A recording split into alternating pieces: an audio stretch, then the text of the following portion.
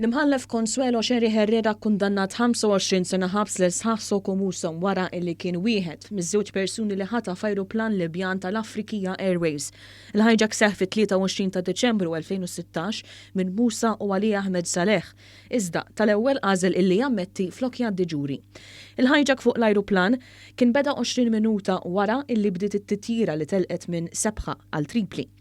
Kienet qalet dan membru tal-ekwipaġġ li spjegat kif wieħed minn dawk li ħatfu l-ajruplan rid ikellem lill-bdot u anki qolla l-flokk fejn kellu qisha bomba żgħira. L-ittra kienet tgħid li l-bdot kellu jibqa' sejjer lejn Ruma u l-imputati bdew jeddu illi se jisplodu l-ajruplan. L-ajruplan spiċċa niżel Malta minħabba li l-bdot qal li kellu bżonn aktar fuel biex jasal Ruma. F'dan il-każ intużaw armi folozzu ħadd ma kien weġġa'. Is-sitwazzjoni ġiet ikkontrollata mill-forzi Maltin ftit tas-sigħat wara.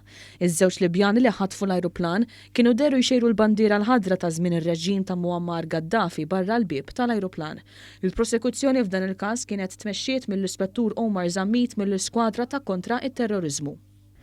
Fil-qorti komplit il-kumpilazzjoni fil-konfront tal-allegat mandant tal-omiċidju ta' Daphne Caruana Galizja Jorgen Fenek.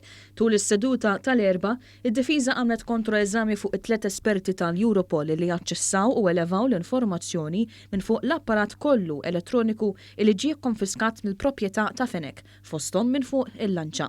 F'seduta li ħadet sigħat l-esperti tal-Europol spjegaw l-irwol tagħhom f'dan kollu u wieġbu id-diversi domandi tad-diviża brabta mar-rapporti u l-apparat elettroniku li ġew ippreżentati fis-seduta illi għaddiet.